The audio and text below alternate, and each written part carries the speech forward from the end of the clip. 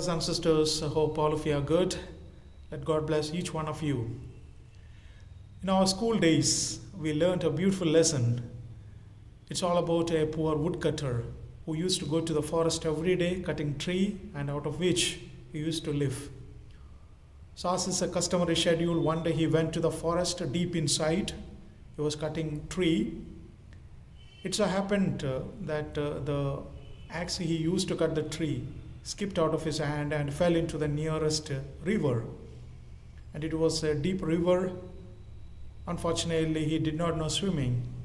So he sat there at the bank of the river and started weeping.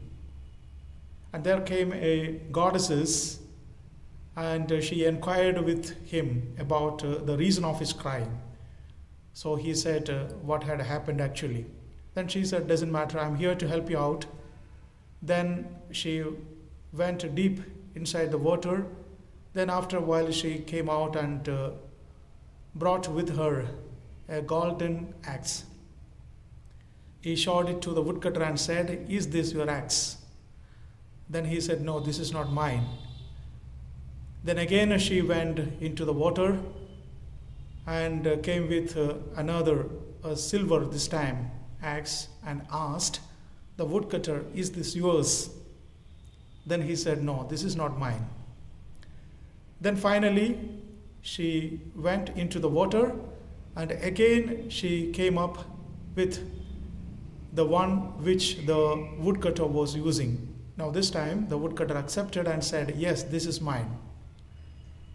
Then as a token of his sincerity towards the words of the goddesses, she was well pleased. And what she did was she gifted all three axes, silver, gold, and his own axes, to the woodcutter. This might be a story, but this had happened some many years back, and this is very much visible in the Old Testament, especially the book of Kings. Chapter 4,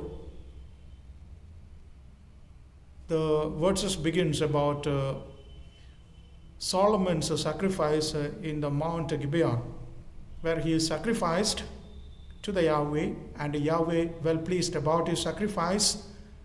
And now Yahweh appeared in front of him and said, "What do you expect? What do you want as a blessing from me?"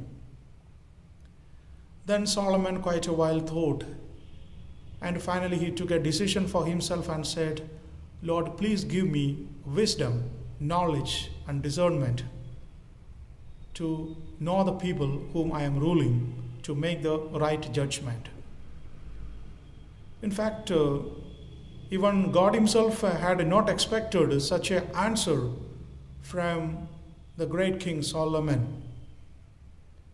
And what God said was this. He said, "See, in fact, what I was expecting from you, that you as a king would be asking me that you want honor, you want richness, you want a long life. But you did not ask any of these, but you asked me only what is essential to your life as a king. Now, as a token of your sincerity, I will be granting all these to you." My dear friends, this is a beautiful prayer, and this shows us that in our prayers, if we give up all sorts of selfishness, then we will be granted more and more.